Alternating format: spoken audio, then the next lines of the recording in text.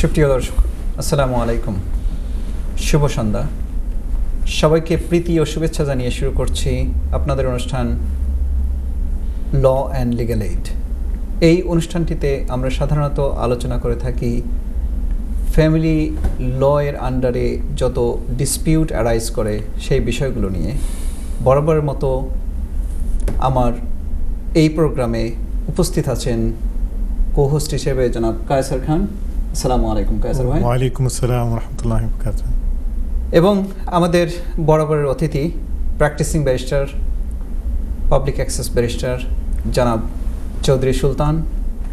তিনি এই ফ্যামিলি ল নিয়েই মেইনলি কাজ করছেন এবং মোস্টলি ফ্যামিলি লয়ের সব খুঁটিনাটি বিষয় তিনি আপনাদেরকে ইনফরমেশন দিয়ে, অ্যাডভাইস দিয়ে আপনাদের উপকৃত করবেন। সুলতান ভাই, আসসালামু আলাইকুম। ওয়ালাইকুম আসসালাম ইমতিয়াজ ভাই। সুলতান ভাই খুবই ব্যস্ত একজন প্র্যাকটিসিং ব্যারিস্টার। তিনি শত ব্যস্ততার মাঝেও আমাদের মাঝে উপস্থিত হয়েছেন। সুপ্রিয় দর্শক, আপনাদেরকে ইনফরমেশন দিবেন, আমরা তার কাছে অত্যন্ত কৃতজ্ঞ। আমরা গত প্রোগ্রামে শুরু করেছিলাম চাইল্ড অ্যারেঞ্জমেন্ট অর্ডার নিয়ে। চাইল্ড অ্যারেঞ্জমেন্ট অর্ডারের খুঁটিনাটি বিষয়গুলো যেগুলো নিয়ে আমরা আলোচনা করেছিলাম, যে কিভাবে একটা চাইল্ড অ্যারেঞ্জমেন্ট অর্ডার নিতে হয় যখন লিভিং প্যারেন্ট চাইল্ড অ্যারেঞ্জমেন্ট অর্ডারের জন্য সাধারণত অন্য প্যারেন্টকে সহযোগিতা করে না, বা অনেক সময় এটা খুব সহজ একটা পথ না আদার প্যারেন্টের জন্য চাইল্ড কন্ট্যাক্ট পেতে। তখন কোর্টের দ্বারস্থ হতে হয় এবং এটা একটা ফ্যামিলি প্রসিডিংসের ক্ষেত্রে এটা একটা খুব জটিল একটা বিষয়, যে আপনি কিভাবে বাচ্চাকে যা লিভিং প্যারেন্টের কাছ থেকে একটা লিমিটেড অ্যাক্সেস অথবা পুরো অ্যাক্সেসটা নেবেন। সেই বিষয়গুলো নিয়ে দর্শক আপনারা আমাদের এই প্রোগ্রামের মাধ্যমে প্রশ্ন করতে পারবেন। আমরা চেষ্টা করব আপনাদের প্রশ্নগুলোর উত্তর দিতে। আপনারা আমাদের এই প্রোগ্রামটিতে সরাসরি যুক্ত হতে পারবেন। স্ক্রিনে যে স্টুডিও নাম্বারটি দেওয়া আছে এবং একটি টেক্সট ফোন নাম্বার দেওয়া আছে এবং ইমেল অ্যাড্রেস দেওয়া আছে। আপনারা সরাসরি আমাদের সাথে কথা বলতে পারবেন, আমার অতিথির সাথে। এছাড়াও এই অনুষ্ঠানের বাইরে আপনারা যদি কন্ট্যাক্ট করতে চান, আপনারা ইমেল অ্যাড্রেসের মাধ্যমে যোগাযোগ করতে পারবেন, অথবা আমাদের ল অ্যান্ড লিগ্যাল এইডের ফেসবুক পেজে আপনারা প্রশ্ন রাখতে পারবেন। আমরা চেষ্টা করব আপনাদের উত্তর দিতে। আমাদের একটি কল আছে। দর্শক, আসসালামু আলাইকুম। আসসালামু আলাইকুম। ওয়ালাইকুম আসসালাম। হ্যালো, আসসালামু আলাইকুম। ওয়ালাইকুম আসসালাম। দর্শক, আপনি স্টুডিওতে কথা বলছেন, আপনার নামটা বলে প্রশ্নটা করুন। আমার নাম সোহেল আহমদ চৌধুরী। জি, আপনার প্রশ্নটা বলুন। আমি ইউনিভার্সিটি ক্রেডিট কার্ড করছি, আমি ইউনিভার্সিটি পাই। তখন আমি আমার ওয়াইফের ডিভোর্স দিতাম। দর্শক, আপনার প্রশ্নটি একটু লাউডলি বলতে হবে, আমরা সঠিকভাবে শুনতে পাচ্ছি না। একটু জোরে বলতে হবে, আর আপনার টিভির ভলিউমটা কমাতে হবে। আমি ইউনিভার্সিটি পাই। হ্যালো, জি বলুন প্লিজ। আমি ইউনিভার্সিটি ক্রেডিট পাই। আপনি ইউনিভার্সাল ক্রেডিট পান? ইয়েস, বাট কি আপনার বিষয়টা বলুন। এখন আমি আমার ওয়াইফকে ডিভোর্স দিতাম, এখন আমি লিগ্যাল কস্ট লিগ্যাল পাইব। ওকে, আপনি আপনার ওয়াইফকে ডিভোর্স দিতে চান এবং সেটা আপনি লিগ্যাল কস্ট পাবেন কিনা, লিগ্যাল এইড পাবেন কিনা? ইয়েস দর্শক, আপনি দেখতে থাকুন, কিন্তু আপনি কি একটু আমাকে বলবেন এটা ডিভোর্স ছাড়াও আপনার অন্য কোনো লিটিগেশনস আছে কিনা? অন্য কোনো আপনার কি বাচ্চা আছে? না, কিছু নাই। শুধু আপনি ডিভোর্স দিবেন, সেক্ষেত্রে আপনি লিগ্যাল এইড পাবেন কিনা? জি, আপনি অনুষ্ঠানটি দেখতে থাকুন, আমার অতিথি আপনার প্রশ্নটির উত্তর দিবেন ইনশাআল্লাহ। Thank you. জি, সুপ্রিয় দর্শক, আপনারা প্রশ্ন করতে পারবেন। অ্যাজ আই সাইড, আমাদের সাথে সরাসরি যোগাযোগ করতে পারবেন আপনাদের ফ্যামিলি ল বিষয়ক প্রশ্ন নিয়ে, এবং আমার অতিথি উত্তর দিবেন। সুলতান ভাই, আমরা কথা বলছিলাম জি চাইল্ড অ্যারেঞ্জমেন্ট নিয়ে গত প্রোগ্রামে। আমার কো-হোস্ট কায়সার ভাইকে দিয়ে শুরু করছি, সে প্রশ্নটা করবে। প্রথম প্রশ্ন প্লিজ বলুন প্লিজ। So জি, আমরা Kaisar. obviously child arrangement order নিয়ে কথা বলছি বর্তমানে the previous episode we went through it quite in detail. G Previously we were going through domestic abuse. So the question that I have is how do they link together when the court is considering child arrangement orders and there's evidence of domestic abuse? How does that get affected? Thank you Kaiser ভাই, thank you Imtiaz ভাই। এটা আসলে ধন্যবাদ ইমতিয়াজ ভাইকে আমাকে প্রত্যেকটা প্রোগ্রামে ডাকার জন্য। আমি অত্যন্ত কৃতজ্ঞ যে আমি We are so grateful as well. কথা বলছি, আপনাদেরকে অ্যাসিস্ট করছি। কায়সার ভাইয়ের প্রশ্নের উত্তরটা হচ্ছে দর্শক, যে যেখানে ডোমেস্টিক ভায়োলেশনের কোয়েশ্চনটা চলে আসবে একটা চাইল্ড অ্যারেঞ্জমেন্ট অর্ডারে, তখন অনেকেই আমরা প্রথম একটা কথা লাস্ট টাইম যেটা আমি বলেছিলাম, যে যদি সম্ভব হয় আপনারা কোর্টে না গিয়ে যে কোনো প্রবলেম আপনারা রিজলভ করার, সমস্যাটা সমাধান করার চেষ্টা করবেন। এর কারণটা হচ্ছে, একটা কোর্টে যে সময় আপনি চলে যাবেন একটা বাচ্চার কেস নিয়ে, তখন কোর্ট কিন্তু আপনিও যদি চান, অনেক সময় বাবা মা বলে হ্যাঁ কোর্টে যাওয়ার পরে আচ্ছা ঠিক আছে আমরা এটা সমাধান হয়ে গেছে, কিন্তু কোর্ট কিন্তু তখন এটা রাজি হবে না। এটা প্রায় ক্ষেত্রে হয়, দেখা যায় কোর্টে যাওয়ার পরে বাবা মা বলে আচ্ছা আমরা এখন সমাধান করে গেছি, কোর্ট কিন্তু রাজি হয় না। কারণ এর আগে হয়তো বাবা অনেক কিছু বলেছেন, একটু হয়তো বাড়িয়ে বলেছেন, মাও অনেক কিছু বলেছেন যেগুলো হয়তো একটু সত্যর সাথে আর একটু মিথ্যা বলে দেখা গেছে অনেকগুলো অ্যালিগেশন, যেমন হ্যাঁ আমার বাবা ছেলেকে মেরেছে কিংবা মা ছেলেকে মারছে, এই কথাগুলো বলছেন।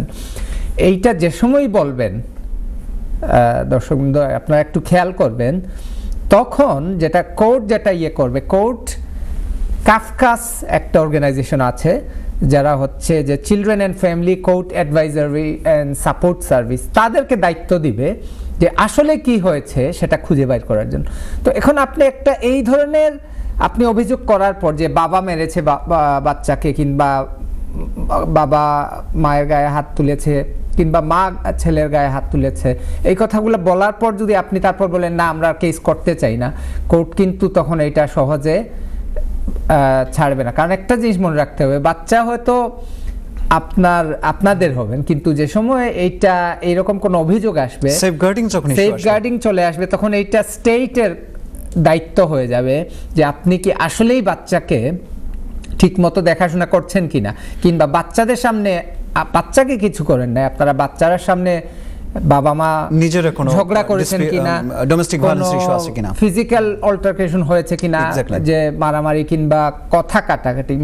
মারামারি হওয়াটা যে এসেনশিয়াল তা না, অনেক সময় দেখা গেছে যে ভার্বাল অ্যাবিউজ, যেটা সাইকোলজিক্যাল অ্যাবিউজ, ওই অনেক কিছু কোর্ট অ্যাবিউজ হিসাবে নিয়ে থাকে। জি, the question is, because when we are talking about the child arrangement order, basically we're talking about the court deciding how the child's affected with both parents, isn't it? And with domestic abuse so then the question is, because we were approaching it as two separate things. We went through extensively about domestic abuse, several episodes. We've just started on child arrangement orders. But the thing is, these are interwoven a lot of times. So the question is, because we talked about child arrangement order by itself, right, initially, previous episode. So that now we're talking about how does it link. So when there is domestic abuse, so I know you're alluding towards if they are, but we're talking about when there is domestic abuse, very clearly, domestic violence, and they're talking about the child arrangement order. How does that directly, play out? Okay. Because it is very specific in that way. First of all, I think যেটা এখন কেউ বলেছে যে বাবা বলছেন যে না মা এটা করেছেন, কিংবা মা বলেছেন এটা, কিংবা অনেক সময় বাচ্চারাও বলে যে এটা হয়েছে, আসলে এটা হয়েছে কিনা। Let's say there's a non-molestation order already in place as well. I don't know, just to complicate matters even more, but I'm trying to be a little bit specific here because it's clearly domestic abuse there. অনেক নন molestation অর্ডারের কথা যেভাবে বলা হয়েছে, অনেক সময় নন molestation order itself এটা কোনো এটা একটা সিভিল অর্ডার, এবং এটা অনেক সময় যেটা হয় কোর্ট বলে যে without findings without admissions, that mean হচ্ছে যে বাবা এবং মা কিংবা আমরা অ্যাসোসিয়েটেড পার্টিজের কথা বলেছিলাম, যদি কারো কোনো মতবিরোধ, ঝগড়া, মারামারি থাকে, তখন যাতে এইটাকে বলবে ফাইন, আপনাদের দুজনের ভেতর ঝগড়া আছে,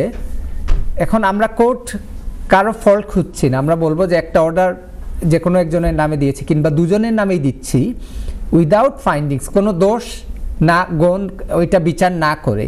তো এখন যেটা হবে, ডোমেস্টিক ভায়োলেন্স যদি এলিগেশনটা আসে প্রথমে, এটা কিন্তু কোর্ট প্রথমেই বলবে না যে বাবা বলেছে এটা, মা বলেছে এটা, ওকে ফাইন, কোর্ট বিশ্বাস করবে না। Facts need to be found. আপনাকে যেটা বলছেন যে ফ্যাক্ট ফাইন্ডিং হিয়ারিং হতে হবে। এখানে প্র্যাকটিস ডাইরেকশন 12 যে আছে, যেখানে ডোমেস্টিক অ্যাবিউজের ব্যাপার আছে, ওইখানে বাচ্চা সেফ কিনা এবং বাচ্চা এই কারণে কোর্ট এইটা ওইখানে যাওয়ার আগে যে ফ্যাক্ট ফাইন্ডিং হিয়ারিং, সেটা তারা এস্টাবলিশ করবে যে আপনি যেটা বলছেন কিংবা বাবা যেটা বলছেন, মা যেটা বলছেন, ডিসপিউটেড ফ্যাক্ট থাকে, এই কথাগুলো আসলেই সত্যি কিনা এবং কিভাবে আপনারা সেটা প্রমাণ করবেন। এক্স্যাক্টলি, সবাই তো এক কথা বলবে। জি, আমরা ফ্যাক্ট ফাইন্ডিং ইটসেলফ নিয়ে আরেকটা স্ট্যান্ড অ্যালোন একটা প্রোগ্রাম করব, কারণ এটা অনেক বড় একটা টপিক। বাট আমরা যেটা আজকে টাচ বেসটা হচ্ছে যে এরকম অ্যালিগেশন থাকে যদি, তাহলে কোর্ট বলবে যে একটা ফ্যাক্ট ফাইন্ডিং হিয়ারিং হোক, যেখানে কোর্ট ডিসাইড করবে যে এটা আসলে হয়েছে কি হয়নি। থ্যাংক ইউ সুলতান ভাই। আমি নেক্সট কোশ্চেনে যাওয়ার আগে, সুপ্রিয় দর্শক, আমি যেটা বলতে চাই যে যখন ডোমেস্টিক ভায়োলেন্সের কোনো ইস্যু থাকবে ফ্যামিলির মধ্যে, আমরা ক্যাটাগরাইজ করতে পারি না আসলে যে domestic violence it could be between parents, যখন অথবা বিটুইন দ্য কাপল। এখন এই ডোমেস্টিক ভায়োলেন্সের ইস্যুটা যখন থাকে, তখন ফ্যামিলি লয়ার অ্যাক্টের আন্ডারে এটা করা হয়। বাট যখন চিলড্রেনের বিষয় জড়িত আসে, যখন চিলড্রেনের সেফগার্ডিং ইস্যু চলে আসে, তখন কোর্ট অফকোর্স এটাকে সিরিয়াস নেচারে, এটাকে একটু বেশি করে ফাইন্ড আউট করার চেষ্টা করে যে whether there was any allegations against the parents to violating anything, safeguarding issues যদি থাকে, যেমন যদি সেখানে বাচ্চার প্রতি কোনো অ্যাবিউজ থাকে, সেই জিনিসগুলোকে ফাইন্ডিংস করার জন্য কাফকাস, যেটা কোর্টের অ্যাসিস্ট্যান্স হিসেবে কাজ করে, সেটার একটা রিকমেন্ডেশন, সেফগার্ডিং লেটার, দেন সেকশন 7 রিপোর্ট দরকার হয়। সো আমরা মূলত আজকের প্রোগ্রামে কাফকাস কী ধরনের কাজ করে, কাফকাস কিভাবে কাজ করে এবং আসলে এই কাফকাস রিকমেন্ডেশনসটা কতটুকু ইম্পর্টেন্ট একটা চাইল্ড অ্যারেঞ্জমেন্ট অর্ডারের ক্ষেত্রে, সেটা নিয়েই আলোচনা করব। আমি তার সেই কাফকাসের ডিটেলসে যাওয়ার আগে সুলতান ভাই, আমি একটা প্রশ্ন করতে চাই, সেটা হচ্ছে যে যখন এই প্রসিডিংসটা শুরু হয়, বাচ্চার ফিলিংসটা বা তার ইমোশনটা আসলে এই যে তার প্রসিডিংসের ক্ষেত্রে কিভাবে কাজ করে বা এটাকে কতটুকু গুরুত্ব দেওয়া হয় কোর্ট প্রসিডিংসের ক্ষেত্রে? থ্যাংক ইউ ইমতিয়াজ ভাই, এটা খুবই ইম্পর্টেন্ট যে বাচ্চার wishes and feelings. Yes, exactly. এইটা হচ্ছে সেকেন্ডারি প্রসেস। প্রথমে হচ্ছে যেটা যে দর্শকবৃন্দ, প্রথমে কোর্টের সময় একটা কেস যাবে, ওরা একটা সেফগার্ডিং লেটার করবে, সেটা হচ্ছে খুবই বেসিক একটা, যে বাবার সাথে কথা বলবে, মায়ের সাথে কথা বলবে, হয়তো অনেক সময় স্কুলের সাথে কথা বলতেও পারে, বাট মেইনলি বাবা মার সাথে কথা বলবে। এবং যদি কোনো সেফগার্ডিং ইস্যু থাকে, যেমন কাউন্সিলের সাথে কোনো ব্যাপার আছে কিনা কিংবা পুলিশের সাথে কোনো ঝামেলা আছে কিনা, এই কথাগুলা তারা একটা সেফগার্ডিং লেটার বলে, সেখানে আপনার হয়তো 3-4 পাতার একটা রিপোর্ট দিবে এবং তারা একটা অ্যাডভাইস দিবে কোর্টকে, যে তারা হচ্ছে, যেহেতু কোর্টের কাজ হচ্ছে, কোর্ট কখনো কোনো জাজ কিংবা কোর্ট থেকে কখনো কারো বাসায় গিয়ে ইনিশিয়েটিভ নেয় না, কাফকাসকে এটা অ্যাসাইন করা আছে ওই রেসপন্সিবিলিটি। হ্যাঁ, কাফকাস, লোকাল অথরিটি, এরাই মূলত আসলে ফাইন্ডিংসটা হেল্প করে কোর্টকে। আর যেটা হবে দর্শকবৃন্দ, তারা রিপোর্টটা করে দিবে যে না, তারা মনে করছে যে বাবা মা রাইট আছে, তারপর যদি ওরা মনে করে যে মার সাথে কন্ট্যাক্ট হবে, বাবার সাথে কন্ট্যাক্ট হবে, সেটা ওরা বলবে। তারপর যদি কোনো ডোমেস্টিক ভায়োলেন্সের ইস্যু থাকে, সেটা ওরা বলবে। আর যদি এইখানে হচ্ছে ইমতিয়াজ ভাই আপনার কোয়েশ্চনটা, যে যদি ডোমেস্টিক ভায়োলেন্স থাকে, তখন তারা বলবে যে একটা ফ্যাক্ট ফাইন্ডিং হিয়ারিং হোক, রিকমেন্ডেশন করবে। জি, ফ্যাক্ট ফাইন্ডিং হিয়ারিং এর কথা বলবে। আর যদি ডোমেস্টিক ভায়োলেন্স না থাকে, তখন কোর্ট যেটা বলবে যে আচ্ছা, একটা সেকশন 7 রিপোর্ট, ওইটা হচ্ছে কাফকাসের একটা ইনডেপথ একটা রিপোর্ট করবে। ওরা বাবা মার সাথে কথা বলবে, ভাই বোন আত্মীয় স্বজনের সাথে কথা বলবে, বাসা ভিজিট করবে, বাবার বাসা মার বাসা, যদি বাবা মা আলাদা থাকেন স্কুল ভিজিট করবে, বাবা মার আগে কি কোনো সমস্যা ছিল কিনা, কিংবা কোথায় থাকবে বাচ্চা, সব ধরনের একটা ডিটেইলড একটা রিপোর্ট কাফকাস করবে। এটা তখনই করবে সেকশন 7 রিপোর্টটা যদি ওইখানে কোনো ফ্যাক্ট ফাইন্ডিং এর সমস্যা না থাকে। আরেকটা ক্ষেত্রে করতে পারে দর্শক, যদি ডোমেস্টিক ভায়োলেন্স এমন যেটা আসলে বাচ্চার মানে কোনো সেফগার্ডিং ইস্যুতে সেটা হবে না, তখন অনেক সময় কোর্ট বলতে পারবে হ্যাঁ এখানে ডোমেস্টিক ভায়োলেন্সের ইস্যু ছিল 10 বছর আগে, বাচ্চার জন্ম হওয়ার আগে। একটা সম্পর্ক কোশ্চেন করব আপনাকে, যেটা হচ্ছে যে আমরা এই জিনিসটাকে ডিফারেন্সিয়েট করতে পারি না। যেমন পার্টিসদের তাদের অ্যাঙ্গার ইস্যুটা তো কাজ করে, যখন সম্পর্কটা ভেঙে যায় তখন কিন্তু তারা একজন আরেকজনের প্রতি কি অ্যাবিউজটা হয়েছে সেটাকে মূল প্রায়োরিটি দেয়। আসলে কি তাই? এটাকে এইটা অনেক সময় যেটা হয় যে অ্যাবিউজটা কিন্তু অনেক ধরনের হতে পারে। কেউ এটা জাস্ট খালি নট ফিজিক্যাল, এটা ফাইনান্সিয়াল হতে পারে, mental, emotional controlling behavior, also sexual behavior that could be also a form of abuse. তো অনেক ধরনের ফর্মে সেটা হতে পারে দর্শকরা। এবং অ্যাবিউজটা অনেক সময় যেটা হয় যে বাচ্চার ক্ষেত্রে যে সময় আসে, বাবা মা অনেক সময় ভুলে যায় যে এটা তাদের পার্সোনাল ইগোতে কাজ করে। আসলে কোর্ট যেটা সব সময় চায় যে একটা বাচ্চার লাইফে, এবং যেটা সায়েন্টিফিক্যালি প্রুভেন যে বাচ্চার লাইফে সব সময় বাবা মা দুইজনের মতামত থাকবে, রোল থাকবে। যেটা হয়েছে দর্শকরা, কোর্ট এইটা সবসময় এনকারেজ করে। বাবা মা হয়তো একসাথে থাকছেন না, কিন্তু বাচ্চারা সবসময়, কোর্ট যেটা চাবে যে বাচ্চারা সবসময় বাবা মা দুজনের সাথে সম্পর্ক থাকুক। সেটা অনেক সময় হয় না, তো এইটা অনেক সময় ডোমেস্টিক ভায়োলেন্সের অ্যালিগেশনগুলো আসে। তো সেই ক্ষেত্রে যেটা হয়, কোর্ট আইদার বলবে যে না আমরা এটা মনে করি যে এখানে অনেক ভায়োলেন্স ছিল, কিংবা এটা ওয়েলফেয়ার ইস্যুতে বাচ্চার, এজন্য আমরা একটা ফ্যাক্ট ফাইন্ডিং হিয়ারিং করব। অথবা কোর্ট বলবে যে হ্যাঁ এখানে হয়তো একটু ভায়োলেন্স, ডোমেস্টিক ভায়োলেন্স ছিল, এটা বাচ্চার জন্মের আগে, কিংবা ওটা খুব একটা রেলেভেন্ট না, এই জন্য আমরা যে সেকশন 7 ওয়েলফেয়ার রিপোর্টে চলে যাব। সো যে কোনো দুইটা থেকে একটা তারা ইয়ে করবে। কায়সার ভাই একটা প্রশ্ন করবে, আমরা সেটা নিয়ে আমি আরেকটা প্রশ্ন আছে আমি করব। জি জি বলুন কায়সার ভাই। আসলে বিষয়টা I think we brought up CAFCAS and obviously safeguarding issues, right? So really the question is that when it comes to safeguarding, what is CAFCAS's role in that? And in terms of how do they, and we also talked about how sometimes when relationships break down, some of the information can be conflicting, right? So how do they gather this information? So it's quite a big task, isn't it? So I think এখানে প্রথমে হচ্ছে বাবা মার সাথে কথা বলবে, আরো family ম্যাট্রিক্সে যদি এখানে দাদা দাদি নানা নানি কে কে থাকেন একটা বাসায়, তাদের সাথে কথা বলবে, বাচ্চার স্কুলের সাথে কথা বলবে, নার্সারির সাথে কথা বলবে।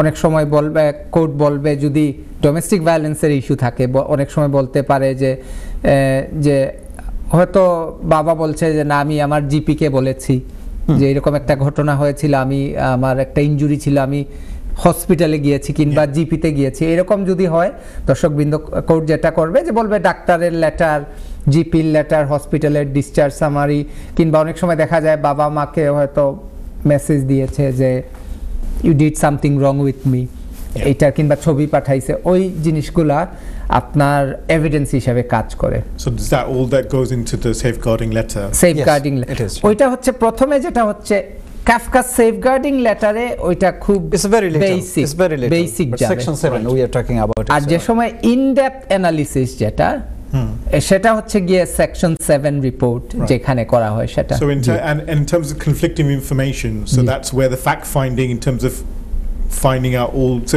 obviously with relationships, and this is typical unfortunately, that the children obviously are the bystander and you know they get caught in this, but so the conflicting information, how do they gather that? ওইটা সেটা হচ্ছে fact finding. G I think ওই যে আমরা আগে বলেছি দর্শকবৃন্দ, fact finding itself is a very big topic. আমরা টোটাল একটা শো নিয়ে ফ্যাক্ট ফাইন্ডিং নিয়ে কথা বলবো, বাট ইন সামারি বলছি যে ফ্যাক্ট ফাইন্ডিং হচ্ছে যে বাবা হয়তো বলছে যে না মা আমাকে গায়ে হাত তুলেছে, কিংবা মা বলছে না সে আমার ব্যাংক থেকে টাকা চুরি করে নিয়ে গেছে, এরকম আরো অনেক অ্যালিগেশন।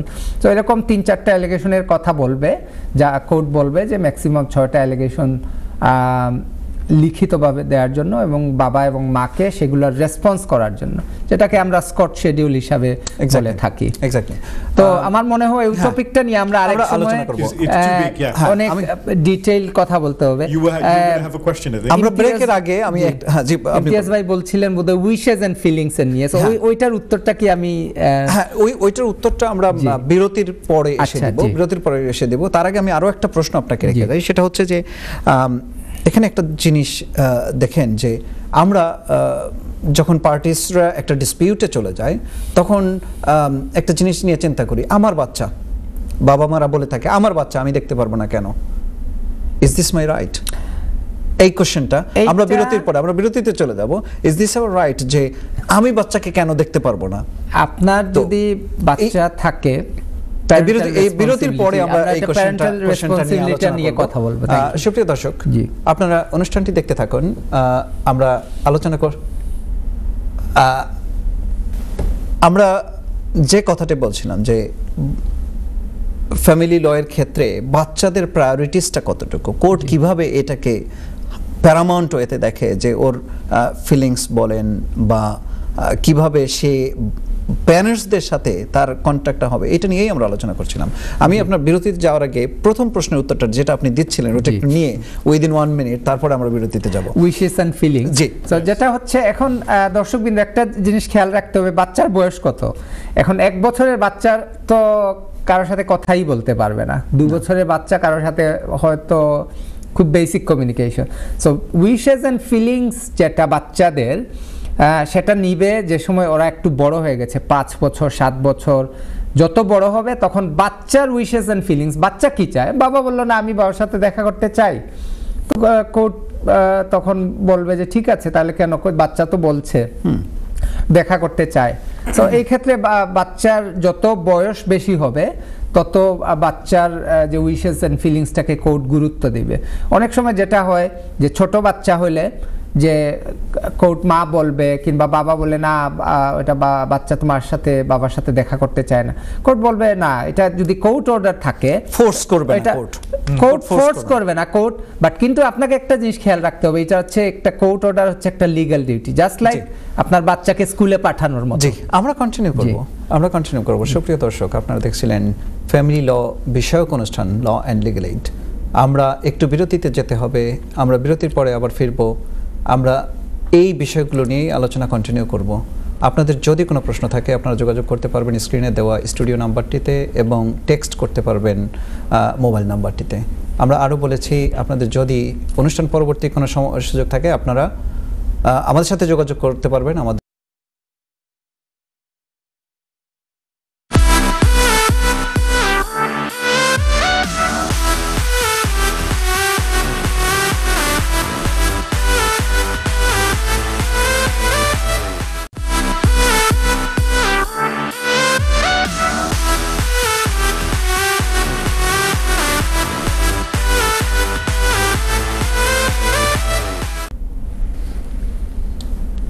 সুপ্রিয় দর্শক, বিরতির পর আবারও সবাইকে শুভেচ্ছা জানাচ্ছি ফ্যামিলি ল বিষয়ক অনুষ্ঠান ল অ্যান্ড লিগ্যাল এইডে।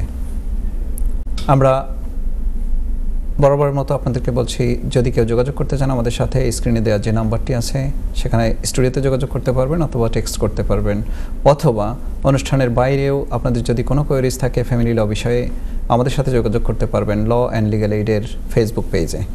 সুলতান ভাই, আমরা কথা বলছিলাম চাইল্ড অ্যারেঞ্জমেন্ট অর্ডার নিয়ে, আমরা কথা বলছিলাম যে কিভাবে এটা কি প্যারেন্টসদের রাইট কিনা অথবা বাচ্চার রাইট কিনা, যেটা আমরা সবসময় কমপ্লেন করে থাকি বাবা মারা, যে আমার বাচ্চা আমি কেন দেখতে পারবো না। তো এই বিষয়টা নিয়ে যদি আপনি বলেন যে আসলে কোর্ট কিভাবে দেখে এটাকে। থ্যাংক ইউ ইমতিয়াজ ভাই। প্রথমে ফার্স্ট কোয়েশ্চেন যেটা দর্শক আসবে যে বাচ্চা, এটা আই থিঙ্ক সবাই বলে থাকে আমার বাচ্চা, কিন্তু বাচ্চা তো আসলে বাবা মা দুজনেরই। তো এইটা যে সময় চলে আসবে এই প্রশ্নটা, তখন অনেক সময় দেখা যায় প্রথম জিনিস হচ্ছে যে এইটা এস্টাবলিশ করার জন্য হচ্ছে বার্থ সার্টিফিকেটে কার নাম আছে, বাবার নাম আছে, মার নাম তো থাকবেই, এটা মোস্ট লাইকলি। সো বাবার নাম আছে, এই ক্ষেত্রে বাবার প্যারেন্টাল রেসপন্সিবিলিটি তার থাকবে। এই অনেক ক্ষেত্রে যেটা হয় বাবার নাম নাই হয়তো, কিন্তু অনেক সময় যেটা হয় যে ইউরোপিয়ানরা যারা অনেক সময় সিঙ্গল মাদার কিংবা বিয়ে হয়নি, কিংবা দেখা গেছে যে যে সময়ে বাচ্চার জন্ম হয়েছে তখন বাবা মার সম্পর্কটা ছিল না, তো অনেক সময় রাগ করে হয়তো মা নাম দেয়নি। এটার মানে কি যে বাবার প্যারেন্টাল রাইট কিংবা রেসপন্সিবিলিটি নাই? এইটা যদি মা অস্বীকার করে তখন বাবা যেটা করতে পারবে ডিএনএ টেস্ট করতে পারবে, যেটা কাফকাস করে থাকে, কিংবা প্রাইভেটলিও সেটা করা যায়, যেটা ডিএনএ টেস্ট করলে এটা কনক্লুসিভলি বলে দিবে যে এটা মানে বাবা যে যদি বলছে যে এটা আমার ছেলে, তাহলে সেটা কনক্লুসিভলি ডিএনএ থেকে সেটা বের হয়ে যাবে। তো সেক্ষেত্রে কোর্ট এটাকে ডিক্লেয়ার করবে যে না প্যারেন্টাল রাইটস আছে। সো আই থিঙ্ক এমটিএস ভাই সেটা প্যারেন্টাল রাইটসটা, কিন্তু আমার প্রশ্নটা if I be very specific, যে আমরা মনে করে থাকি যে বাচ্চাকে দেখাটা হচ্ছে আমার রাইটস, কিন্তু কোর্ট যেটা মনে করে থাকে যে না, বাচ্চার এটা রাইট। জি, আমরা এই দুইটা জায়গায় তুলনা করতে গিয়ে আমাদের নিজেদের রাইটটাকে এস্টাবলিশ করার চেষ্টা করি। আমরা বাচ্চার যে ফিলিংস, বাচ্চার যে প্রয়োজন প্যারেন্টসদেরকে তার জীবনে, এটাকে কিন্তু অতটা প্রায়োরিটি দেই না। এই ক্ষেত্রে আসলে কোর্ট কিভাবে দেখে? ফার্স্ট অফ অল কোর্ট কিন্তু এখানে প্যারেন্টাল রাইটস নিয়ে কথা বলছে না, প্যারেন্টাল রেসপন্সিবিলিটি নিয়ে কথা বলছে। হ্যাঁ, সো এখানে চিলড্রেন অ্যাক্ট যেটা 1989-এ, কিন্তু বাবা মার রাইটস নিয়ে কথা হয় নাই, কথা হচ্ছে বাচ্চার রাইটস নিয়ে এবং বাচ্চার ওয়েলফেয়ার চেকলিস্ট সেকশন 1 যেটা বলেছে সেটা নিয়ে কথা বলছে। সো এইখানে বাচ্চার ওয়েলফেয়ার কি, এখানে অনেক সময় বলে থাকে যে আমার রাইট, হ্যাঁ আর্টিকেল 8 রাইটস আছে কারো ছেলে মেয়ে দেখার, ফ্যামিলি রাইটস এন্ড আদার, কিন্তু এখানে প্রায়োরিটিটা কিন্তু বাচ্চার কথা বলা হচ্ছে যে তার ওয়েলফেয়ারটা কি, কোর্ট সেটা দেখবে। এবং একটা ফ্যামিলি কেসে যেখানে বাচ্চাকে নিয়ে, চিলড্রেন নিয়ে ইস্যু থাকবে, ওখানে কিন্তু বাবা মার কোনো নাম থাকে না, কেসের মধ্যে বাচ্চার নাম থাকবে কিংবা এ মাইনর লেখা থাকবে এবং কেস নাম্বারটা থাকবে, বাচ্চার নাম লেখা থাকে না। সরি, মাই অ্যাপোলজি, এটা ঠিক না। এখানে কিন্তু কোনো পার্টির নাম লেখা থাকবে না, মিস্টার এন্ড মিসেস লেখা থাকবে না, এটা যে একটা কেস নাম্বার লেখা থাকবে। এবং আরেকটা ব্যাপার বোধহয় আপনাদেরকে আমি দর্শকবৃন্দ বলেছি, যে কোনো চিলড্রেন অ্যাক্ট প্রসিডিংটা আপনারা, এটা প্রাইভেট প্রসিডিং, এখানে কোনো কোর্টের কোনো রায়, এটা আপনি কোর্টের পারমিশন না নিয়ে অন্য কাউকে দেখাতে পারবেন না। ইভেন এটা আপনার অন্যান্য ফ্যামিলি মেম্বারও কোর্ট এক্সপেক্ট করে যে এটা অন্য কেউ দেখবে না। হ্যাঁ, বাচ্চার এবং পার্টিসদের কনফিডেন্সিয়ালিটি মেনটেন করা হয়। সুপ্রিয় দর্শক, আমি এই বিষয়টাকে আরেকটু রিপিট করছি, যেটা আপনারা সবসময় সতর্ক থাকবেন এবং মনে রাখবেন যে বাচ্চার কন্ট্যাক্ট পাওয়াটা, এটা আপনার যতটুকু অধিকার আছে তার চেয়েও কোর্ট সবসময় যেটা দেখে থাকে যে বাচ্চার রাইটসটা কতটুকু, তার লাইফে বাবা এবং মা দুজনকেই দরকার, এবং সেটা খুব গুরুত্বপূর্ণভাবে সে যাতে পায়, যতটুকু তার দরকার সে যাতে ততটুকু পায়। কিন্তু কোর্ট এইভাবে দেখে না যে না, আপনি বাচ্চার বাবা হলেই আপনার কন্ট্যাক্ট থাকবে, আপনি বাচ্চার মা হলেই কন্ট্যাক্ট থাকবে। বিষয়টা এরকম না। বাচ্চার ওয়েলফেয়ার চেকলিস্টটাকে চেক করে, ওয়েলফেয়ার চেকলিস্টটাকে মাথায় রেখে চাইল্ড ফোকাসড হয়েই আসলে যে কোনো চাইল্ড অ্যারেঞ্জমেন্ট অর্ডারটা দিয়ে থাকে। সো আপনারা কখনো আপনাদের অধিকারকে এস্টাবলিশ করার ক্ষেত্রে যাতে বাচ্চার অধিকার কোনো প্রকার ক্ষুণ্ণ না হয়, সেই দিকটাতে আপনারা সতর্ক থাকবেন আশা করছি। আমরা কথা বলছিলাম কাফকাস নিয়ে। জি বলুন, আপনি কোন কিছু অ্যাড করবেন? একটা কথা আগে আমি দর্শকবৃন্দ আই থিঙ্ক বলেছিলাম যে অনেক সময় যে কোর্টে যাওয়ার পরে যে অনেক সময় বাবা বললো যে না, আমরা তো সেটেল করে ফেলছি, এখন আমরা কেস কোর্টে করব না। অনেক সময় দেখা গেছে এরকম যে বাবা কিংবা মা কোর্টে আসেনি, কিংবা দুজনই কোর্টে আসেনি, কোর্ট কিন্তু কেসটা ডিসমিস করে দিবে না। এটা যদি প্রাইভেট ল প্রসিডিং হতো ডিসমিস করে দিত। আমরা কন্টিনিউ করব, আমরা একটা কল নিয়ে আসছি। জি দর্শক, আপনার নামটা বলে প্রশ্নটা করুন প্লিজ। আসসালামু আলাইকুম। জি ভাই। ওয়ালাইকুম আসসালাম। আসসালামু আলাইকুম ভাই। ওয়ালাইকুম আসসালাম। জি বলুন, আপনি স্টুডিওতে কথা বলছেন, বলুন প্লিজ। আচ্ছা দুঃখিত, সরি। জি, একটা প্রশ্ন আছে আমার আমার বিহাফে। জি বলুন। जो लिया power of attorney लिया ব্রিটিশ সরি जो लैंड पे चल लगी। আপনি আপনার টিভির ভলিউমটা কমাতে হবে, আমরা ইকো হচ্ছে, আপনি একটু যদি ক্লিয়ার করে প্রশ্নটা করুন প্লিজ। আচ্ছা দুঃখিত। জি, power of attorney ব্যাপারে জি जो আমার আমরা लैंड पे স্টার্ট বাংলাদেশ একটা লেগে কিতা লাগে power of attorney লাগে থেকে করা ওটাই প্রশ্ন। জি, প্রশ্নটা কি এখান থেকে, প্রশ্নটা ক্লিয়ার করে বলুন। মানে power of attorney লাগে কি করা লাগে দেশের ল্যান্ড পেপার লাগে? জি জি, আপনি দেখতে থাকুন, আমি প্রশ্নের উত্তরটা দেব, যদিও এটা ডাইরেক্টলি ফ্যামিলি ল রিলেটেড না, তারপর আমি প্রশ্নের উত্তরটা দেব। সুলতান ভাই, আমি অন্য কিছু যাওয়ার আগে আমরা ভুলে যাব, আগের একজন দর্শক প্রশ্ন করেছিলেন। We'll remember that. It's fine. জি, এটা যদি আপনি একটু অ্যাড্রেস করেন। I've definitely kept that in mind.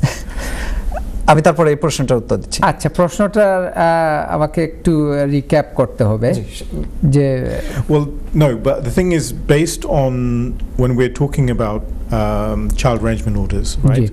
And when CAFCAS is, and courts are involved in this, in terms of the information, so when some parents, and the thing is, I actually want to urge viewers to realize that when we are in relationships, we get directly involved in that and lose sight of how it's affecting the child. So even with domestic abuse, it may even be between partners, but the child viewing things like that have a direct effect. So if both partners are involved between themselves and occupied about, like we're talking about, they think of their rights, the court is here thinking, and the whole system is thinking about the child.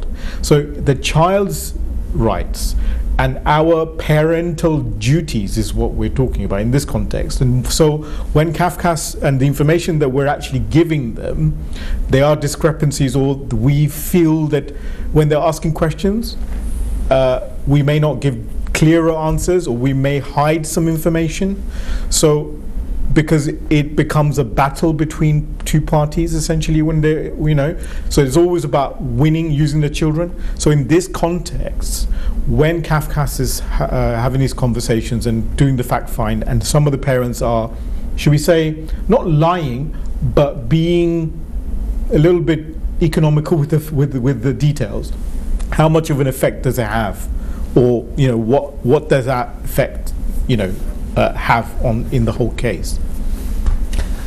আপনি সংক্ষেপে দেন। হ্যাঁ কায়সার ভাই, I think এটা more of আপনি একটা observation দিয়েছেন, so আমি I don't want to add much. হ্যাঁ, অনেক সময় যেটা হয়, will lose sight of the actual issue, যে এখানে আমরা বাচ্চার প্রায়োরিটি আর থাকে না। অনেক সময় দেখা যায় এটা বাবা মার ইগোর ব্যাপার হয়ে যায়, যে আমি এটা বলেছি এটা হতে হবে, কিংবা মা বলছেন এটা আমি বলেছি এটা হতে হবে, আমি এই নাম রেখেছি সো এটা হতে হবে, কিংবা আমি এই নাম রেখেছি, কিংবা আমার বাবা এই নাম রেখেছে সো এটা হতে হবে, এরকম যেটা আমাদের খুবই কমন কমিউনিটিতে।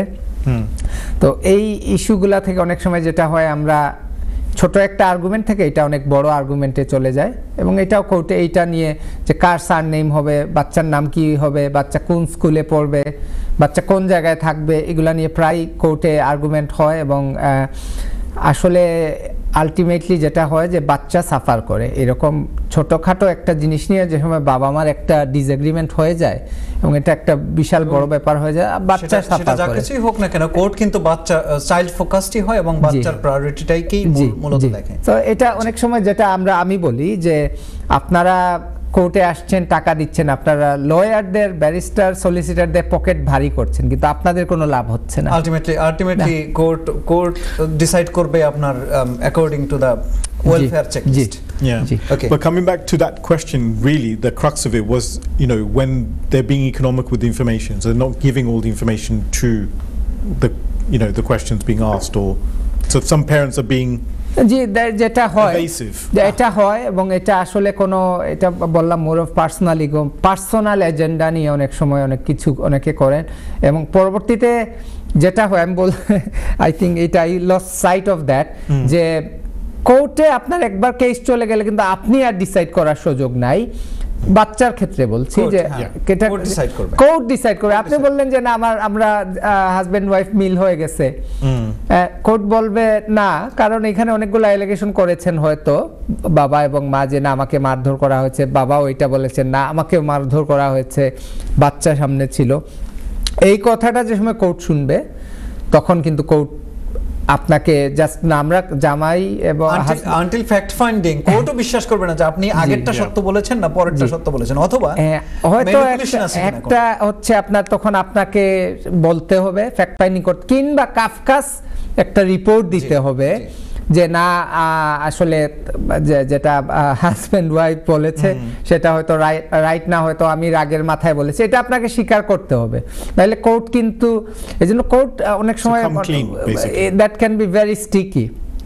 অনেক কেস হয়েছে যেখানে বলছে না আমরা আর কোর্ট চাই না, it's not your choice anymore, এটা আর কারো চয়েস থাকে না, তখন কোর্ট আপনাকে চাবে, আপনি চান আর না চান। এবং এমন হয়েছে যে আপনি কোর্টে যাননি, তখন কিন্তু সোশ্যাল সার্ভিস চলে আসবে বাসায়, এবং এইটা অনেক বড় ব্যাপার হয়ে যাবে একটা, যে সময় আমরা পাবলিক ল নিয়ে তখন জি তখন এটা কখনোই, এজন্য আপনারা কোর্টে যাওয়ার আগে সব সময় যেটা আপনি লিগ্যাল অ্যাডভাইস, অবশ্যই লিগ্যাল এইডের কথা আমরা বলেছি যে ইমতিয়াজ ভাই একজন লিগ্যাল এইড ফার্মের সলিসিটার, তো ওনারা এটা নিয়ে কাজ করে।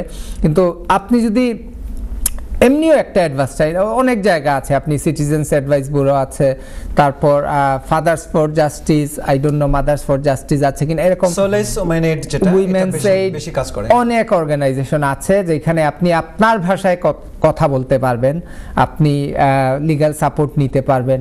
এবং আমি সবাইকে সবসময় এটা বলবো, অ্যাডভাইস করবো যে আপনি কোর্টে যাওয়ার আগে অবশ্যই স্পেশালি বাচ্চাদের কেসের ক্ষেত্রে অবশ্যই আপনি লিগ্যাল অ্যাডভাইস নিয়ে এবং অ্যাসিস্ট্যান্স নিয়ে কোর্টে যাওয়া উচিত। থ্যাংক ইউ সুলতান ভাই। আমি অন্য কোনো প্রসঙ্গে যাওয়ার আগে দুজন দর্শকের দুটো প্রশ্ন ছিল, সেগুলোকে অ্যাড্রেস করতে চাই। প্রথমত আমাদের একজন সুপ্রিয় দর্শক আপনি প্রশ্ন করেছেন যে ডিভোর্সের ক্ষেত্রে আপনি ইউনিভার্সাল ক্রেডিটে আছেন এখন, যেটা পাসপোর্টেড বেনিফিট বলে থাকি আমরা লিগ্যাল এইডের সেন্সে, যে আপনি এখানে লিগ্যাল এইড পাবেন কিনা। দেখুন, লিগ্যাল এইড যে থ্রেশহোল্ডটা, রিকোয়ারমেন্টসটা এতটা স্ট্রিক্ট নাওএডেজ, এটা আপনার ডিভোর্সের ক্ষেত্রে আমরা খুব কমই দেখেছি যে লিগ্যাল এইড পাওয়া যায়। এখানে প্রথমত ডিভোর্সের ক্ষেত্রে লিগ্যাল এইড পাওয়ার জন্য যে বিষয়টি আপনাকে ফুলফিল করতে হবে, আপনি বলেছেন একটা ক্রাইটেরিয়া ফুলফিল করেছেন যে আপনি পাসপোর্টেড বেনিফিট পান, বাট অন্য ক্ষেত্রে আপনাকে দেখাতে হবে যে আপনার ডোমেস্টিক ভায়োলেন্স আছে কিনা।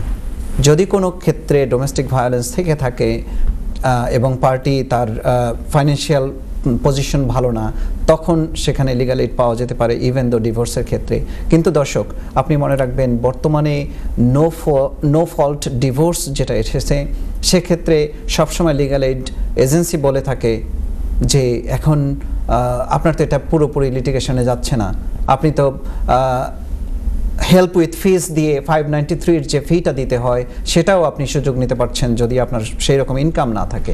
সেক্ষেত্রে আপনার এটা পুরো একটা লিটিগেশন বা সেই রকমের লিগ্যাল অ্যাডভাইস বা কোর্ট প্রসিডিংসে যেহেতু যেতে হবে না, সেহেতু লিগ্যাল এইড এটাকে অ্যাকসেপ্ট করে না। মোস্ট অফ দ্য ক্ষেত্রে আমার প্র্যাকটিসের এরিয়া থেকে আমি বলতেছি খুব টাফ এইটাকে ডিভোর্সের ক্ষেত্রে লিগ্যাল এইড পাওয়া, বাট স্টিল এটা অ্যাপ্লিকেশন করা যায়। আপনি হয়তো চেষ্টা করতে পারবেন কোনো সলিসিটার থ্রুতে, অথবা নিজেও চেষ্টা করতে পারবেন যে পাবেন কিনা, but it is very unlikely. Second, আমাদের আরেকজন দর্শক যে প্রশ্নটি করেছেন যে পাওয়ার অফ অ্যাটর্নি দিতে চাচ্ছেন বাংলাদেশের ক্ষেত্রে, সেক্ষেত্রে আপনি কি করবেন? আপনি যেহেতু এই দেশে থাকেন, আপনাকে পাওয়ার অফ অ্যাটর্নি দিতে হলে বাংলাদেশ হাই কমিশনের থ্রুতে দিতে হবে। আপনি ওদের একটা নির্দিষ্ট টেমপ্লেট আছে, আমাদের সলিসিটার ফার্মগুলো আপনাকে প্রিপেয়ার করে দিতে পারবে অ্যাকর্ডিং টু দ্য ওদের ফরম্যাট যেটা, সেটা তৈরি করে দিলে আপনি যাকে পাওয়ার অফ অ্যাটর্নি দিচ্ছেন তার ছবিসহ এবং তার ডিটেলস এবং যেভাবে তৈরি করা হয় সেটা করে প্রিপেয়ার করে আপনি বাংলাদেশ এম্বাসিতে নিয়ে যাবেন। নিয়ে যাওয়ার পরে আপনি ওখানে হাই কমিশনের দায়িত্বপ্রাপ্ত অফিসারের সামনে সিগনেচার করে তখন সেই দুইটা কপি দিয়ে দেবে তারা। আপনারা ওই দুটো কপি বাংলাদেশে পাঠাবেন। বাংলাদেশে পাঠানোর পরে আপনার প্রসিডিউরালি এটা যেহেতু এখানে হাই কমিশন থ্রুতে যাবে, ওটা তারা অ্যাকসেপ্ট করবে এবং আপনাকে মনে রাখতে হবে এই ডকুমেন্টটাকে আপনার ওখানে ডিসি অফিসে গিয়ে যে কারণে যাবেন, বাংলাদেশ অথরিটির কাছ থেকে এটাকে আবার এন্ডোর্স করাতে হবে উইদিন 3 মান্থস। যদি 3 মান্থসের উপরে হয়ে যায় এটা, তখন আপনার এটাকে ইনভ্যালিড হয়ে যাবে।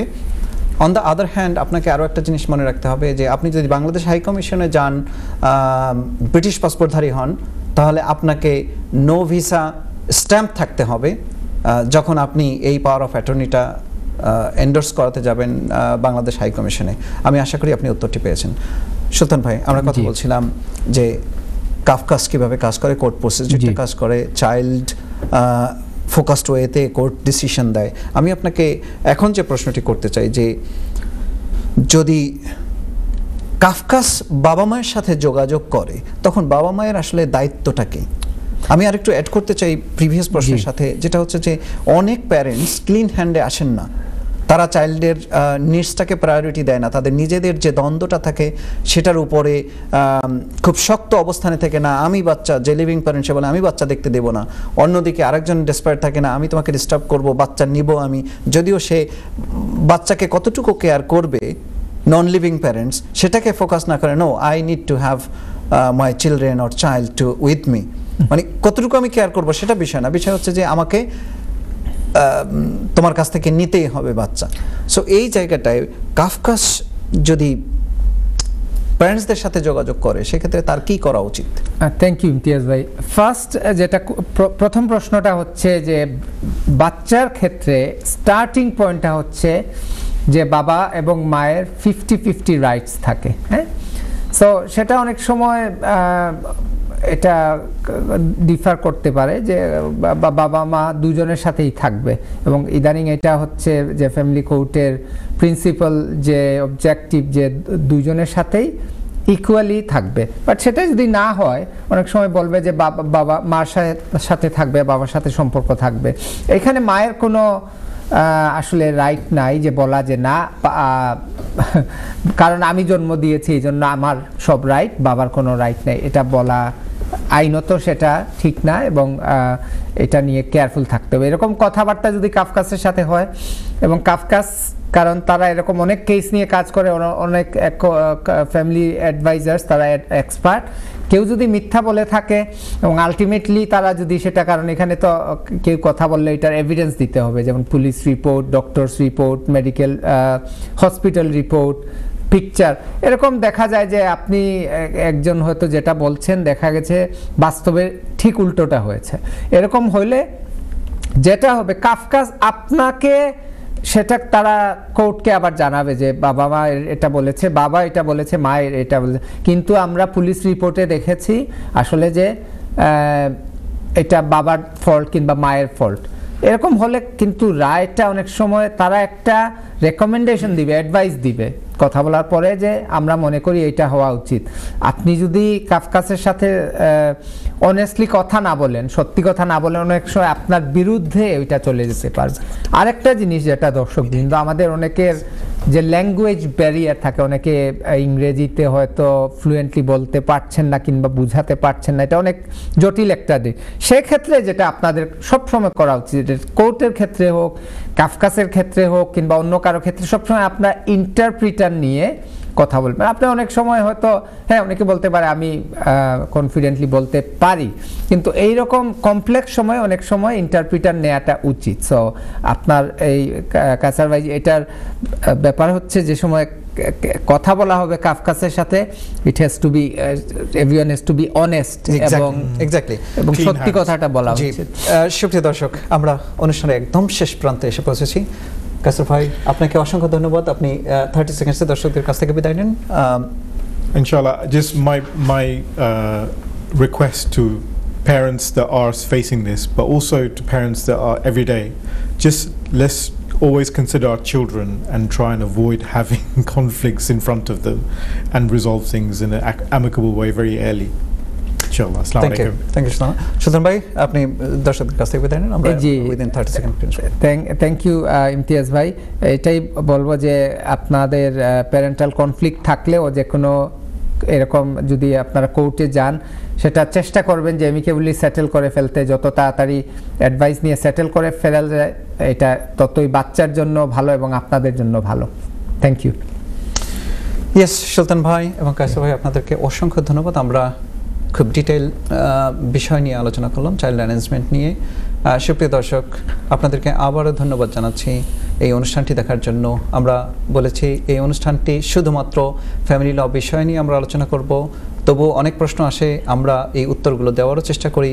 আশা করি আমাদের অনুষ্ঠানটি দেখে আপনাদের ফ্যামিলি ল বিষয়ে আপনারা উপকৃত হবেন। সুপ্রিয় দর্শক, এই অনুষ্ঠানটি দেখতে থাকুন এবং প্রতিনিয়ত এভরি আদার উইক ফ্রাইডেতে আমরা এই অনুষ্ঠানটি নিয়ে উপস্থিত হই। আপনাদের যদি কোনো প্রশ্ন থাকে, যে টেক্সটের যে নাম্বারটি দেওয়া আছে, আপনারা যোগাযোগ করতে পারবেন। শুভরাত্রি।